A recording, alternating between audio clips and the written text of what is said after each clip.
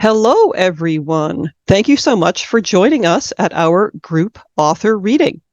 This reading is brought to you by Strong Women, Strange Worlds, which is a group of authors supporting other authors. Our mission is to elevate the voices of women and non-binary authors of science fiction, fantasy, and horror through events like our bi-monthly virtual quick read sessions.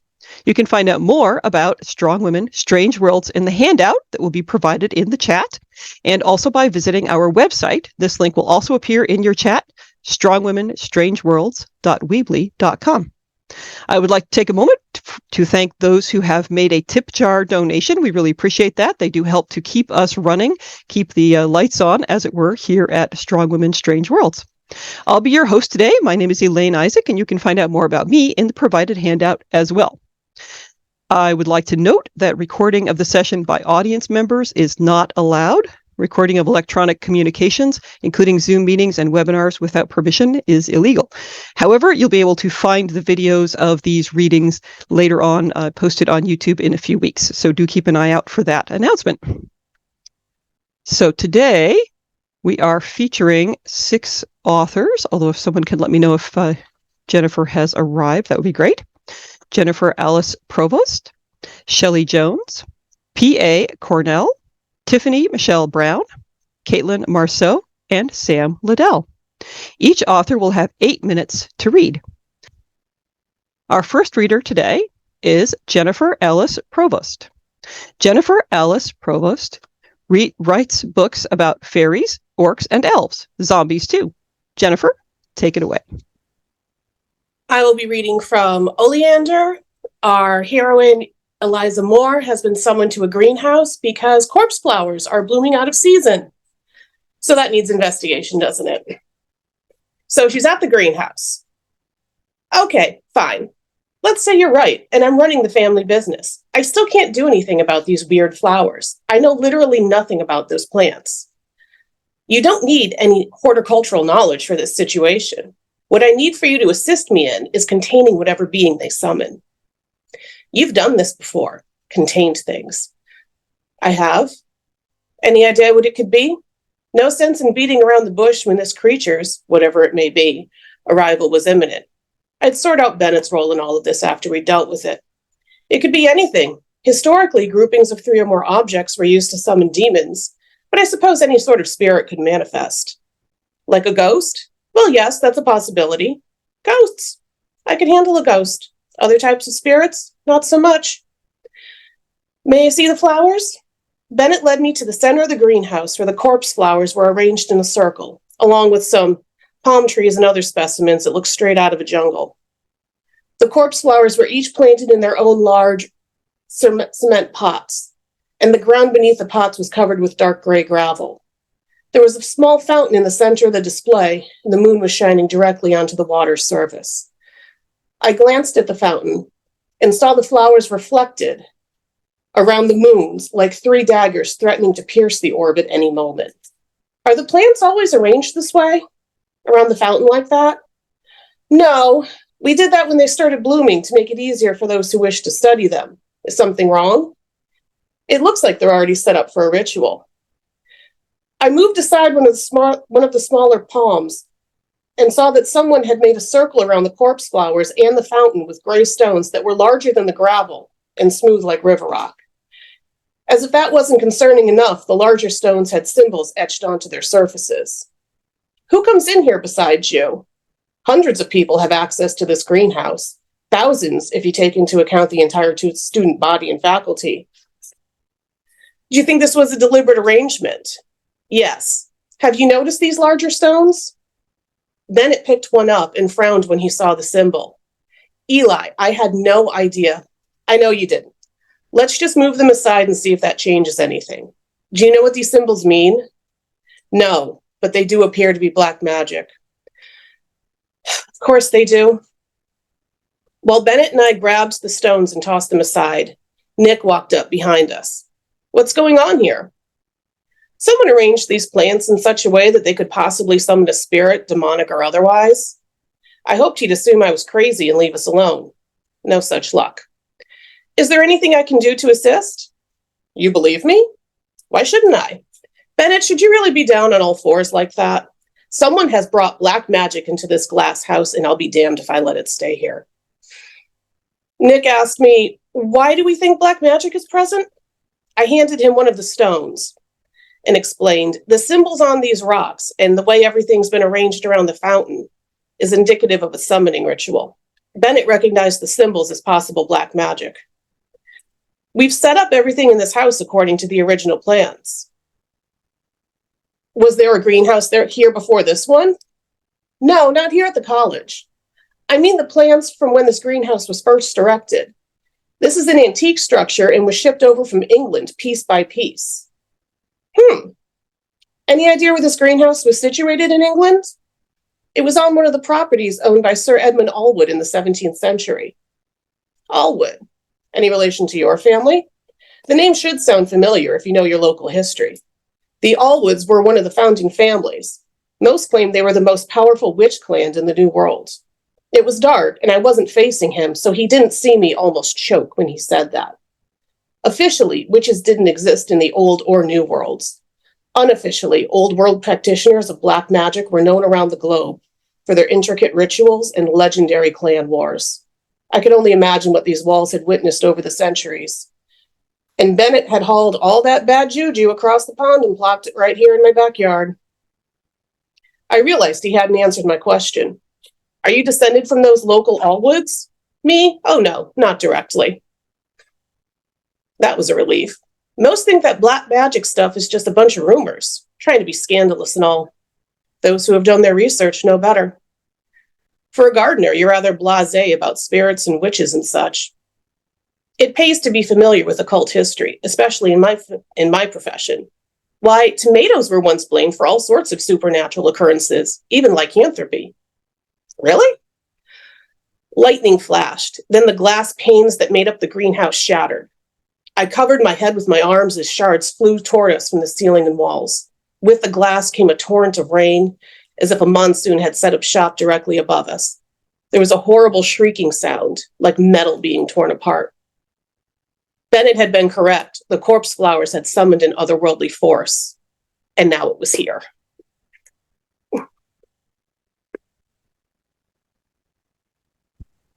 Wow, way to leave us hanging. Thank you so much for that fantastic reading. That was a lot of fun. You are very welcome, Elaine. Not creepy at all, the corpse flowers. What are they summoning? Well, you're going to have to look up the book Oleander and find out. Our second reader today is Shelley Jones. Shelley Jones, they, them, is a professor at a small college in upstate New York, where they teach classes in mythology, folklore, and writing. A Pushcart nominee and a Best Microfiction finalist, their speculative work has been published in FNSF, Apex, The Future Fire, and elsewhere. Shelley, over to you. Thanks so much, Elaine. What I'm going to be reading from is a flash fiction called Elle, which was published in the most recent volume of If There's Anyone Left, which was published earlier this year. When the rain stopped, Elle buried their name in Mama's grave. They wrapped it in thick leaves and tied the package tight with stalks of dandelion and goldenrod, buttery petals still brimming with droplets of rain. The ground gasped as they threw the little parcel into the grave and turned away, hoping the name would be swallowed up forever. She knew what she wanted to name you before we even realized she was pregnant, Pops had said as they sat in the hospital. He sipped murky coffee from a styrofoam cup and kept watching the door, waiting for a doctor to update them. She told all the nurses your name before you were even out. It was a story Elle had heard many times, how the name had blossomed before her as she weeded, vines twisting up from the earth, splaying before her, spelling the name in a leafy filigree. Very special, Pops managed, and stared up at the flickering fluorescent lights of the waiting room. But Elle hadn't been certain if he meant that they were very special, or their mother, or perhaps the green stalks that had made their grand proclamation, cursing them, binding them to the name, before slinking back into the earth with a hiss. Elle hated the name and all its trappings, the burden of someone else weighing on them. They waited in silence until the doctor came in to express his regrets. It hasn't rained since your mother died. Pop stared out from the porch across the browning fields.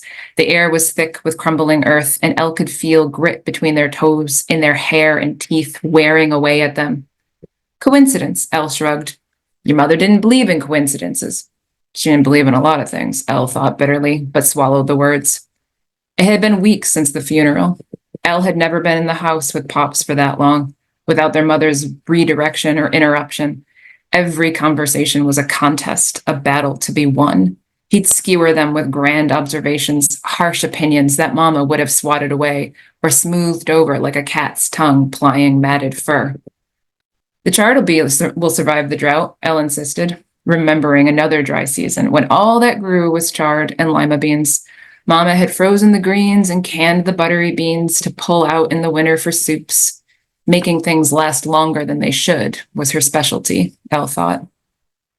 Pops didn't say anything and stepped off the porch and out into the fields. Dust swallowed him as he walked until Elle could no longer see him in the distance, but only heard his sharp whistle. When Elle awoke, their old name was hanging from the doorknob. Dirt gathered along its edges and a spider dangled from its cracked face. Elle wondered if Pops had dug it back up, if he'd insist they wear it like the frilly communion dress they were forced to wear as a child, itchy lace and fake pearls choking them. Or had the name wriggled up out of the dirt and inched its way back to their room, searching for something familiar. For a moment, Elle could see themselves in the name, misshapen and bruised, and nearly reached toward it. But at the sound of the screen door banging, its hinges dry and achy, Elle's stomach turned. As they passed through the doorway, the name jolted, a tentacled vine lunging for them. Elle wrenched their wrist free, snapping the vine with a bitter pop, and headed downstairs. Pops poured them coffee and scattered the newspapers across the kitchen table. Dirt caked in his nail bed, and as he turned to the obituaries and the auction sales. It'll rain soon. There was a ring around the moon last night, Elle said, the words familiar yet ill-formed in their mouth. How often had the family said things like that? And yet now the phrase seemed so empty, like Mama's incessant apologies, or the other adages the family repeated without thinking, like, clear moon, frost soon, or perhaps even love you. Elle wondered what meaning was left in these words now that Mama was gone, or if they were hollow, the innards drained out, like when rain froze around rotted fruit and left a ghostly shell of an apple on the limb. That's what your Mama would say. Pops folded the newspaper and squeezed Elle's shoulder before heading outside. Elle could hear the name scraping at the walls of their room and Pop's piercing whistle lassoed around them as they cried. As Elle planted a late crop of onions, blisters sprouted along their thumb. They watched their blood wick up through the arid soil, the shriveled roots of a thistle absorbing them. Elle wondered if they should remain there forever, feeding the land with their body, like their parents had. Would their ghost coil in the old radiator in the kitchen, hiding in its inner recesses the way a snake once did, searching for any warmth? Where had Mama's ghost found comfort? Perhaps tucked in the keyholes of the house, always stuck in between, never venturing to one side or the other. Elle jammed the bulbs into the earth, daring anything to grow. Thunder murmured in the distance as Elle stepped off the porch. They could hear Pop's whistle somewhere in the withering fields, but ignored it and kept on walking. The air was thick, and for a moment they felt as though they were stepping into Mama's arms again, the sweet musk of earth enveloping them. Elle looked up as lightning arced across the sky, a new name singeing ashen clouds, and it welled in their belly, taking root in them. They walked beyond the paint-chipped picket fence, and as they heard the screen door swing open, caught on the wind, its hinges screeching like an owl, the rain fell to the earth as though someone were holding them and could finally, at last, exhale. That's Elle. And for the giveaway, there's a possibility to win or get a copy of my poetry chapbook, which is called Of Weeds and Witches, which has lots of kind kind of lots of natural imagery and lots of, kind of weird magical things happening. So thank you very much.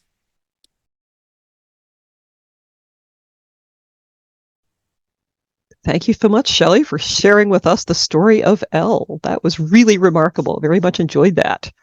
I love how you wound together the names and the imagery of the farm. That was really fantastic. All right, we are on to our next reader. Our third reader today is P.A. Cornell. P.A. Cornell is a Chilean-Canadian author who has published over 30 original pieces of short fiction in magazines like Lightspeed and Apex, and in more than 20 anthologies, including Year's Best Canadian Fantasy and Science Fiction, which also listed her novella Lost Cargo as one of the best of 2022. Take it away. Okay, I'm going to be reading from the first chapter of Lost Cargo, the scenes where my characters have suddenly awakened from a stasis en route to a colony world, and things aren't quite what they were told to expect. So this is from the point of view of my main character, Parker. I woke to complete darkness, but didn't immediately register this fact due to the disorientation we'd been told was common when you emerge from suspension. They weren't kidding. When I finally shook away thoughts of Lily and realized I was awake, I felt a moment of panic. Unable to see, I focused on my remaining senses. My face was bare, so I knew the life support mask must have released its seal and fallen to the side. I could smell the sweet yet slightly cheesy scent of suspension gel. The air felt cold against my skin, which meant the cover of my suspension chamber must have unsealed and slid back to its space beneath the bed. The zero-grav restraints had retracted, so I could move, but when I did, my body felt heavy, my movements cumbersome. Still, gravity could only mean one thing. We landed. Without warning, bright light filled the pod interior, 1,000 daggers driven into my eyes. I raised an arm reflexively to shield them. When my eyes finally adjusted to the onslaught, I saw that an Asian man stood by the far wall next to an open panel, fiddling with the electronics it contained. Chai's son, I thought to myself. That was his name. But he'd asked us to call him Chai. He was an engineer from Thailand. Friendly guy. It was all starting to come back to me now. The motley crew of last-minute additions to the passenger roster. We'd been given a crash course in lieu of the extensive preparation earlier colonists had received, and been told we'd learn the rest on Vita. They'd placed us wherever there were available suspension chambers. As a result, we'd ended up assigned to a pod with representatives from around the globe. Most of us could get by in English, but Chai, I recalled, used a translator, which I now noticed he wore clipped to his chest. I eased myself to a seated position, shivering as the air raised goosebumps on my arms. Rubbing them, I was surprised to find them still damp from the gel. The web-like one piece I wore also felt damp, as did the hair running down my back.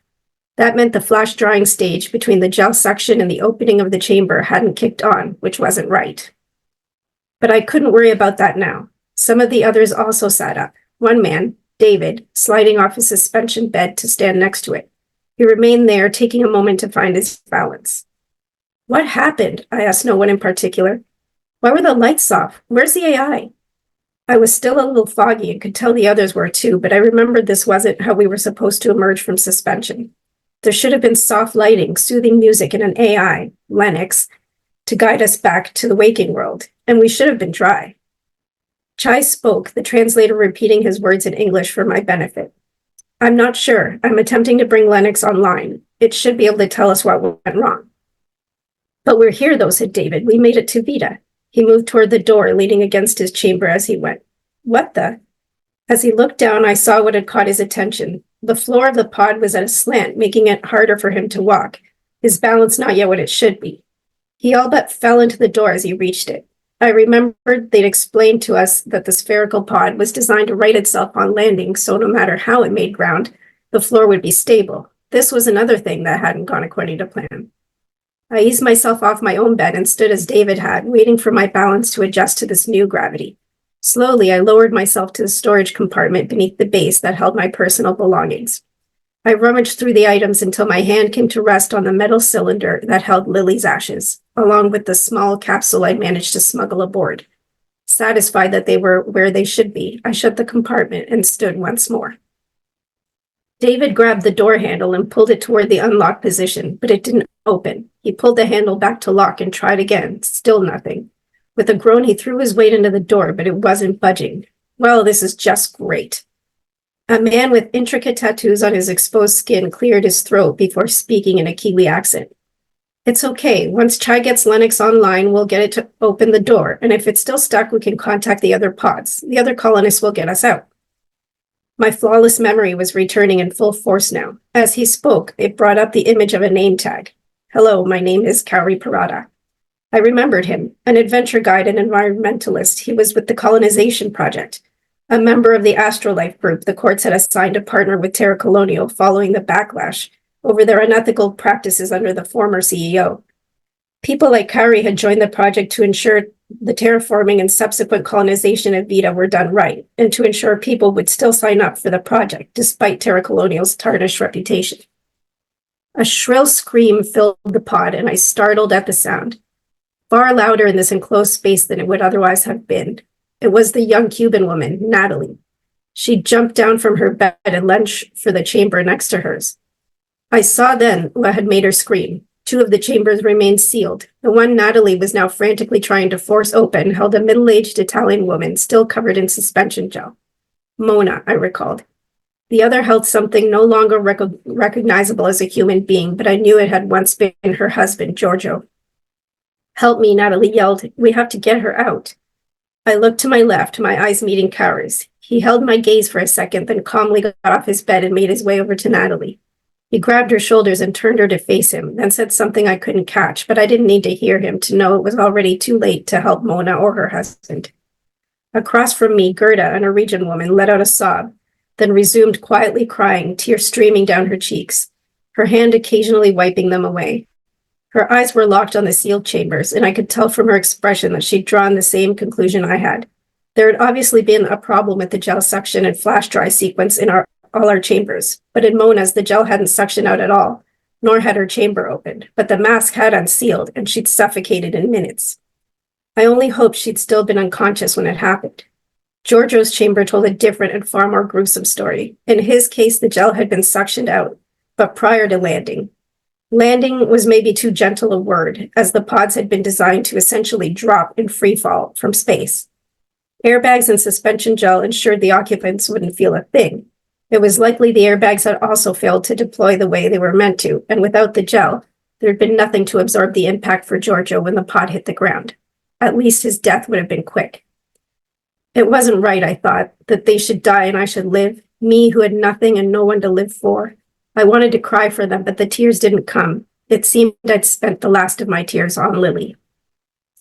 And if you want the rest of the story, I am doing a giveaway for this book, so you can sign up for a chance to win an EPUB of Lost Cardinal. Thank you.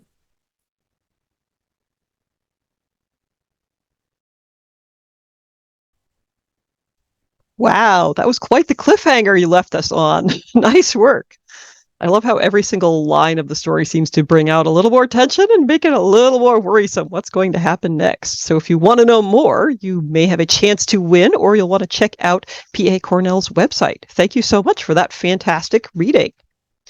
Our 4th reader today is Tiffany Michelle Brown. Tiffany Michelle Brown is a Los Angeles-based writer who once had a conversation with a ghost over pumpkin beer. She is the author of How Lovely to Be a Woman, Stories and Poems, and co-host of the Horror in the Margins podcast. Tiffany, I can't wait to hear your reading. Hello, everyone. Thanks for joining. I'm going to be reading an excerpt from the opening story of How Lovely to Be a Woman. It's called The Price of Motherhood. For the bargain price of $79,999.95, which she would pay in monthly installments of $99.99 for the next 66 years, not including interest, Leslie Dawson became a mother. The day the courier arrived, Leslie wore her most responsible-looking outfit, which she'd bought at Goodwill especially for the occasion, a blue button-up, khaki pants, and a string of fake pearls. The cotton material was stiff and scratchy, but Leslie resisted the urge to change into her regular uniform of jeans and a t-shirt. She knew first impressions were important. She needed to resemble the epitome of domesticity today, even if only for a paid delivery person. When she heard footsteps ascending the stairwell in her apartment complex, Leslie leaped from the couch and opened her door before the representative from Lifelike had the opportunity to knock. On the threshold, Leslie's smile dropped and her heart clenched. She hadn't expected her baby to arrive in a silver egg-shaped case that reflected the cheap fluorescence in the hallway. When she pictured this day in her mind, she'd imagined the courier showing up with the baby strapped to their chest via a baby Bjorn or pushed in a stroller. There had never been an egg. Leslie Dawson, it's a pleasure. My name is Matthew, and I'm from Lifelike. Are you ready to meet your daughter? The man shoved the egg toward her, zooming right past pleasantries and straight to business.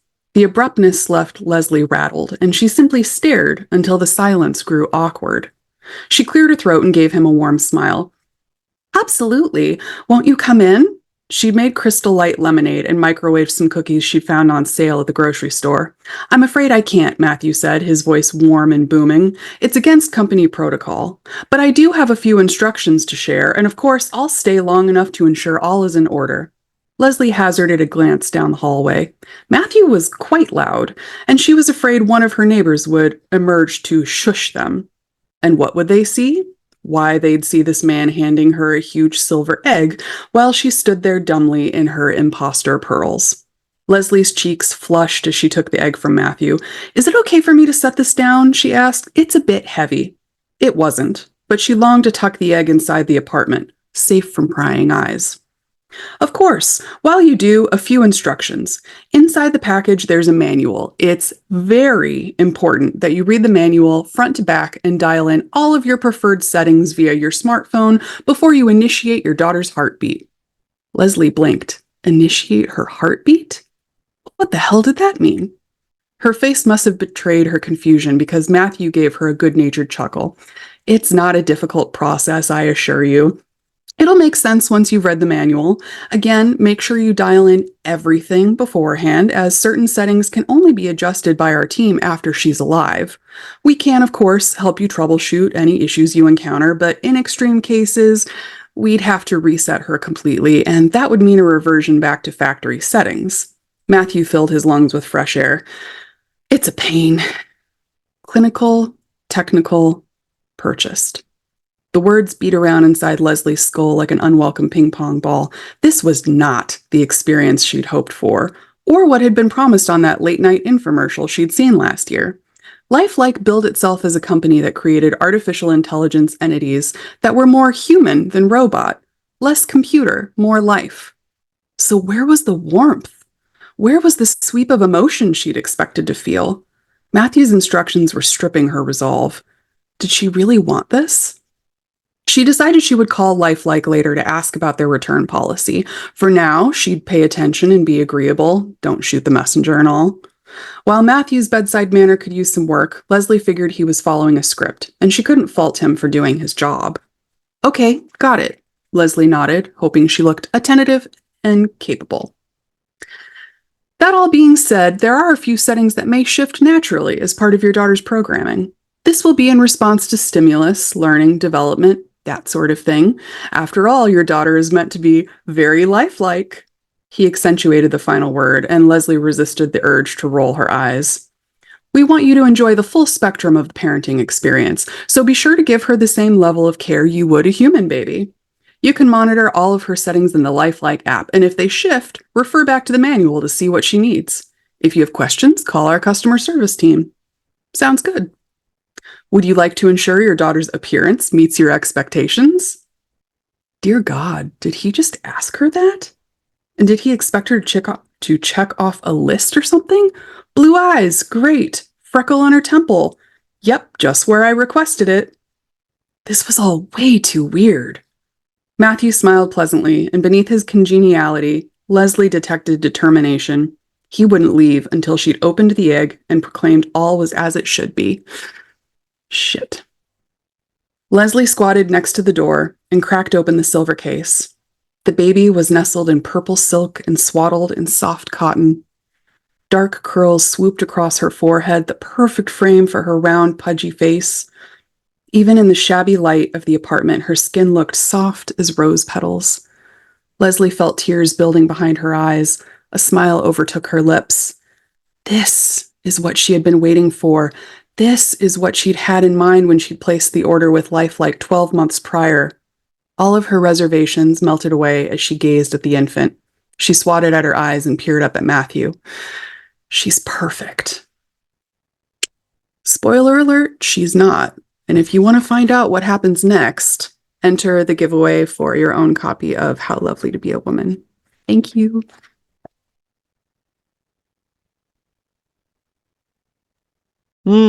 Spoiler alert. That was great. That was a lot of fun, sort of building us into wondering about this baby. But, oh, what a cute baby. I'm sure everything is going to be just fine. But that is the price of motherhood. So you'll want to follow along at Tiffany Michelle Brown's website or join in the giveaway or both to find out how that one ends. Thank you so much for that fantastic reading. Our fifth reader today is Caitlin Marceau. Caitlin Marceau is a queer Canadian author and illustrator known for her award-winning novella, This Is Where We Talk Things Out. Her forthcoming work includes her debut novel, It Wasn't Supposed to Go Like This, and her novella, I'm Having Regrets. Take it away, Caitlin. Hey everyone, thank you so much. So all you need to know going into this story is that we are following Marie version 9.2 as she prepares her replacement Marie 10.0 for life, unbeknownst to her family. So this version of her should have booted down by now, but she can't bring herself to do this and is instead wishing she could be with her child, Sam, ringing in the new year. So off to a great start. The other Marie's hands are as strong as hers, as adept as hers, and in a way, as experienced as hers. But still, version 9.2 can't help but worry they'll somehow be clumsier or rougher than hers are when she picks Sam up. She imagines the other hands running their long fingers through the boy's short hair, their nails sharp like claws as they tear strips into her son. She imagines these hands connected to arms that don't yet know their impossible strength, her child's small bones crushed against the unyielding carbon steel as they hold him close. She takes her finger off of the button and the shutdown prompt disappears, her vision quickly returning. She sits up on the table and watches the other Marie, fascinated and horrified by the way her body shakes and groans and recalibrates. She knows this isn't how it's supposed to be done, how it's ever been done, but she needs to know her son will be safe with this copy of her. Getting off of the table, she makes her way back over to her desk, her eyes finding the bottle of champagne she bought, the original Marie bought, when she first undertook the task of preserving herself. She'd been saving it, they'd all been saving it, for when she finally created the perfect version of herself. But given that version 9.2 had decided to break away from tradition with tonight's upgrade, she feels it's only appropriate to break the rules one more time. She twists open the side of the mucilette, points the top of the bottle away from herself, and pushes her thumbs up against the bottom lip of the cork. With a loud pop, it comes off, and Marie places both the cork and the bottle on her desk. Needing a clean glass, she makes her way upstairs to the kitchen, the ancient hardwood floors creaking with each step. When she returns with a coffee cup older than she is, the other Marie is sitting on the table, watching her. "You're not supposed to be here," she says, confused. "I know." Version 10.0 stares at her, lifting an eyebrow when she spots the glass bottle in the other hers hand. "I'm saving that for when I make the perfect me." "I know, I was too." "Does that mean we succeeded? Am I the perfect you're not?" "Or, I mean, I don't know if you are. You could be," she admits with a shrug. "But I was tired of waiting to try this," Marie says candidly, putting the cup down on the table. She picks up the champagne and pours some of it out into the old white mug. She takes a sip, enjoying the way the bubbles pop on her tongue and slide down her throat, the liquid eventually stopping in the compartment she uses as a stomach. It's bitter and sweet, and if she's being honest, she knows she can't actually taste any of it. The original Marie's, the other Marie's, memories act as her guide when it comes to what flavors taste like and which ones she used to enjoy. "Why are you still here?" version 10.0 asks. "Because I saw an anomaly in your code after it was too late to fix it," she lies. "I needed to break protocol to make sure it wasn't an issue before entrusting Sam's care to you." Version 10.0 lights up, the corners of her eyes wrinkling as her mouth spreads into a wide grin. It's a kind, loving, and sincere smile at the mention of her son's name. Marie hates it. Version 10.0's face suddenly looks distraught. This anomaly, does it impact my ability to adequately mother or care for Sam? He's my top priority. I need to make sure he's safe. Marie takes another sip of the champagne, wishing she could get drunk. Why? What? Why? Why do you want to make sure he's safe? Because I love him, 10.0 says, voice thick with emotion as she pushes herself off of the chrome table. Her hand tightens around the neck of the bottle. She knows it can't, but her chest hurts at the words and the certainty with which the other her speaks them. She doesn't talk like she's reciting lines, but rather she talks like a mother bearing her soul. Marie hates this even more. He's my everything. I love him more than I love myself, version 10.0 adds. I know, I love him too. No, not like me. You can't, version 10.0 insists. It's not programmed in you the way it's been programmed in me. I would do anything for Sam. He's my son. He's my son too, Marie says, trying to keep herself from shaking. No, he was your son, but he is mine. Now give me the rest of the information about this anomaly so you can boot down and lead me to... Before Marie can process what she's doing, she swings the heavy glass hard across version 10.0's temple. The android's eyes widen in surprise as lubricant colored like blood leaks from a gash in the silicone. She touches a hand to the wound, her fingers coming away wet. You hit me. Marie knows that the original her would be horrified by this, that she would hesitate to swing again and beg for forgiveness, assuming she'd even swung at all. But Marie isn't the original. She's a machine, and machines don't hesitate. She swings the bottle harder. And if you'd like to finish the rest of the story, please feel free to sign up for the newsletter and giveaway. Everyone who signs up gets a free copy of this, as well as my second story, which is If I Have to Choose. So it's a very love in the time of kaiju tale. So thanks, everyone. Did you say love in the time of kaiju? I am totally in. I am there for this. Or at least maybe future Elaine is. Am I the only one who talks about future Elaines and past Elaines? Possibly, because I'm the only one here named Elaine. But you may have a future Caitlin or a version 10. But if you sign up on Caitlin's mailing list, then you can find out. Thank you so much for such a great reading. Our final reader for today is Sam Liddell. Sam Liddell is the author of 7 novels with Bold Strokes Books. She writes fantasy, historical fiction, and contemporary stories, all of which feature sapphic romances at their heart. She currently resides in Denver. Her next book will be out in May. Sam. All right. Hi, everybody. The part I'll be reading today is from my character Maeve's point of view. She is a Gorgon who has lived in isolation her entire life in order to avoid turning people to stone. Well, she does live with a companion snake named Rowan, and lately some unruly members of the kingdom have grown curious about her. So in the scene I'll be reading today, some of those people have managed to find where Maeve lives. Wound under the kitchen table, Rowan curled tighter, emitting a low hiss. Maeve looked up. What is it? She stilled, listening. An owl hooted and the wind rustled the leaves outside. The rain had stopped an hour ago and a faint drip fell from the outer edge of her roof onto the ground outside. Otherwise, she didn't hear anything. She met Rowan's gaze. You're imagining things again, she told him. His tongue flickered, but she returned to her reading, pulling the blanket up around her knees. She appreciated her companion snake, but sometimes he was too vigilant. Like when he accompanied her to the river, he always seemed to be on edge, his body tight and ready to return as soon as her bucket was filled.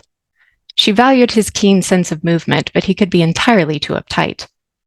If he were human, she imagined he would be somebody with wide eyes always darting around, and fingers that constantly wrung together, worrying about each minute sound. She laughed at the image as Rowan rested his head atop his coils, staring at her. She shook her head. This time, a distant snap caught her attention. She paused, listening. Rowan hissed, and she held up a finger. I don't want you to be right. Nearly a minute passed and there was no further noise. She exhaled, but a louder rustling broke through the brush outside. A deer, surely, she whispered to Rowan, as he slithered forward, his head lifting as if to scan the higher ground he couldn't see. She stepped off her bed and crouched near the door. Her heart sank at the familiar sound of footsteps, more than she'd ever heard before. Nightingales sang from their nests, and Maeve could hear the protest of her fen as the intruders approached. Branches snapped beneath heavy boots. The padded feet of animals scurried as they found their burrows. The fairy nest buzzed louder. Maybe it's just a group of children, she said, though the parched feeling in her throat told her that was wishful thinking. Quickly, she blew out all but one of the candles, leaving it on the table before moving to stand beside the window to the right of her door. She pressed her back and palms against the stone, her cheek resting on the wall as she listened. This is where the witch lives. Oh, gods, Dane. There was a sound like several voices congratulating each other, and Maeve's spine pricked with anxiety when she tried to pinpoint how many people Dane had brought with him. She heard the familiar voice of the woman, high and loud. Swallowing, she crawled over to her bed and grabbed the same shard of glass she'd used to see outside before. Moving back to her standing position, she took a deep breath as the sounds grew closer. Then she held up the glass and looked. Maeve's stomach dropped. There were at least 7, maybe more, villagers standing just inside the edge of her fen. She found Dane, one of the tallest, standing at the front of the group. Half of them carried torches that threw shadows over their cloaks and faces. The same woman now gripped a staff, and 2 of the other villagers carried crossbows. Each wore a look like a rabid wolf that had just found its prey. "Come out, witch," Dane's voice was echoed by the others, followed by ruckus shouts and angry jeers. Swiftly, she grabbed the rope and pulled, prompting the bells to clang. A few of the villagers shouted in surprise, but she grimaced when Dane called out to them. "It's merely a trick, a spell of the witch's conjuring." More cries, then the woman called, "Let him go." Maeve's jaw clenched and she rescanned the glass. One of them had fled, but that still left more people to deal with than she cared for. Dane kept the group on the edge of her fen, away from the chopping stump where her main snare lay. She had 2 others set up, one near her door and the other on the opposite side from where they stood, shouting at her home. Rowan slithered up her leg, wrapping around her calf and knee. He hissed angrily. "Well, I don't know what to do either." Maeve tried to keep her voice low, but when she checked the glass again, the group was now only 20 paces from her front door. They were laughing. One picked up a cauldron and chucked it toward her baskets of acorns, scattering her collection across the grass. She stood, terrified. She'd never had to deal with this many people before. Her mother had prepared snares, showed her how to frighten away humans if they got too close. But the most they'd ever had to deal with was 3, like the time when Dane had first appeared. She didn't understand him. Why was he so angry with her? Why did he insist on saying she was a witch? "Maybe if I tell them I'm not, they'll leave me alone," Maeve said. Rowan gave his head a slight shake. "What other choice do I have?" Steeling herself, she stood closer to the window, cupping her hands but keeping her eyes trained on the lone candle flickering atop the table. She shouted, "Please, leave me alone. I'm not a witch." "Liar," one of the villagers called back. She recognized Dane's voice next. "She snared me. She caught me to flay me alive and would have eaten me for breakfast if I hadn't escaped." "No," she shouted, "that's not true. I just want to be left alone." "Only witches live alone." "Now that simply can't be true," she said under her breath, grimacing to Rowan. Her heart was beating so fast, she clutched her chest in a fruitless effort to quell its rapid pace. Her breathing came quickly, then in short, harried bursts. Her chest felt tight. Gods, what was she going to do? With a trembling hand, she held the shard up to see the group, now a mass of leering and looming shadows in the dark night. Dane's voice bellowed maliciously. "What do we do to witches in this kingdom?" The woman sneered and shouted, "Burn her. Burn the witch." Thank you.